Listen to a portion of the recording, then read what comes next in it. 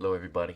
I am back. I had to take a break, sort some shit out. And also, I'm finding that if I go and I play ranked, I'm just going to burn out. But it's also, at least at the moment, the only way I can make content. So it's a double-edged sword of constantly reinstalling and uninstalling the game. What I have for you is a really neat snippet I wanted to show you of something that happened in a tournament that is, if you run the system correctly, you're going to encounter this situation a lot. And in fact, I just played a Rocket League game where my second man was constantly too far up, and it kills the offense for this reason. Just a quick note. I talk about the layering system a lot, but it's only because I'm addressing what people do on a macro scale. Everybody that I coach, I have to reverse what they've learned to explain how to really understand what's happening at a high level. Because what people have adopted and what people talk about at their rank, whatever rank it is, they've diluted the decision making that happens in pro play, and it's the wrong execution of what the pros do. So when I address the layering system, what I really am addressing is not that anybody's coaching in particular is bad in some way. I'm just addressing that this is the incorrect way of handling the situation. So the layering system is put simply, you have your first man, your second man, and you have your third man here. The layering system says that you need to run your second man in tandem and just wide to your, or a little bit behind your first man. And what you need to do is establish a kind of passing option, to which I debunk this every time by saying the second man on defense on the front post is going to be able to, it doesn't do anything. And in fact, it more often than not, the second man is going to beat the drop and he's going to cover the shot. And so if the second man dives, it just adds massive stress onto the third man. So on the initial push out on offense on the stage where you guys are breaking out from defense to offense, what normally happens is you're going to have your third man that was, if they're playing it correctly, you're going to have your first man somewhere on the ball, you're going to have your second man somewhere on front post, or he's just going to, naturally do the same shit that everyone else does, which is wrong. And you're going to have your third man here. So if they play it correctly, you're going to have first man go up to mid, you're going to have this guy slowly push out, he's going to be right on the wide. You could play in the lifeline pads, coming out. So it's these little pads that enter right here. I like to play there. I don't immediately like to go sideline yet, because I found that if you try to doctor the sideline to everything, what happens is there are some situations where being midfield was actually more appropriate. So I'd noted this in the teams and in trial and error, and started to say that, well, you want to do sideline when it's appropriate, but when is it appropriate? When you guys are expecting a big clear or anything like that. More often than not, though, you need to be watching your second man. He is your counterpart in the rotation, and whatever he does, you're kind of matching it, and it's very obvious. And the spacing, in at least right now in the game, is set so that how people react is they react to the ball when it's here, but how they really should react is it's up the field more, because that's where you're going to be. That's where the play is. And so a lot of people, they'll go too far, they'll go too close, and then they'll do what's called a compensation maneuver. They put their back to the ball, and then by then you're already beat. And higher level players, what they'll do is they'll play really far back behind, so that way they're facing the ball, so that way in a moment's notice they can go up for the play.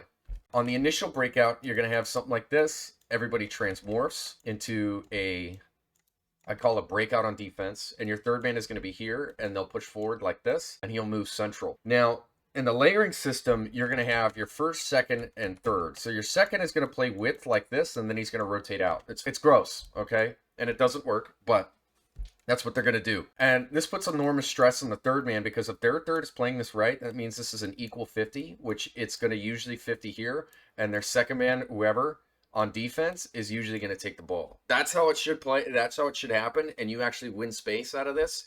And then you're going to be on your back foot, and then they're going to land from the one that was rotating out, rotating in. They're going to now be able to, because nobody's now marking this guy, the second man that took the ball, and he's going to try and do a drop down into the one that's looking right here, and then they're going to score. That's the play that's going to happen. It's a lot of gibberish, but it happens in about 5 seconds. Okay, so that could happen. It could equalize, though, because if third takes the ball in such a way where he's able to, this guy is able to tackle through third and then tackle second, then the position is equalized at that point, and then they prevented the whole thing. But second man is looking to do that kind of play, and they could read it where this guy goes here, but it's like too Monka-S, you know what I mean? It's too nerve-wracking, because you're more often than not going to lead to double commits, and then this is where shit gets ugly, and why the system just doesn't work. It's another reason. So, but your second man is going to do this, and so what happens is now that there's enormous stress, if that works, right? Well, let's go back onto a sustained offense. So let's say your second man runs it like this, right? The first man rotates out. What happens? If second man rotates out, but third is here on a sustained offense, third is going to be right here because it's the 1 to 3. So this guy's going to pivot and he's going to be right here. The second man is going to move into the first man position. You're going to end up with a position that's like this, okay? But if second man tries to push out like they do, then what happens is this third man no longer has that defensive posture anymore. And so now you're no longer in the play. There's a near post shot right here. Game is over. You just lost. Game isn't over. But I mean, if you run it, then yes. But it's just a lost goal. And I see this way too many times. In fact, it happens way too often in ranked where people think this is the right way to do it and it doesn't work. So I'm going to show you the play that needs to happen, and look what happens when you don't have your second man try to fucking push up on the ball. Look what happens. This is the play with my CRL team. So Yeah. Try to take. Yeah, you got it. Time. Nice. 50 him. Beautiful. One more here, one more. Yeah, try again. look, notice how my second man is far back to receive the ball, man. That's Nice. such a big deal. 50 him.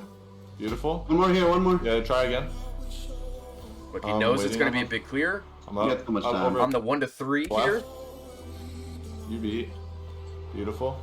Dead.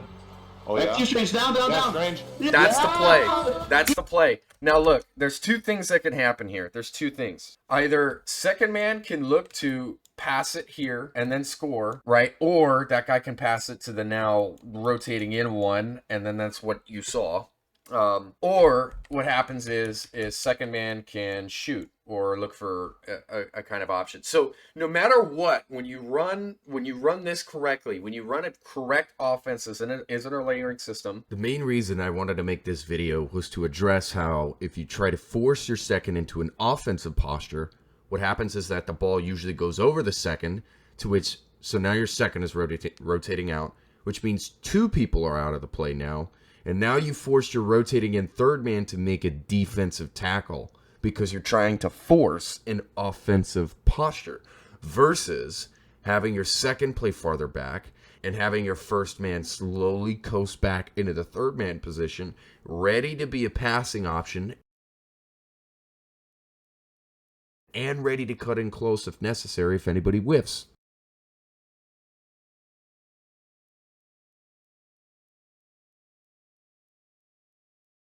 Now you don't force a passing option, and now the defender is overloaded, and you're using your teammates to create an advantageous situation where if they try to cover the shot, then you go for the pass, or vice versa,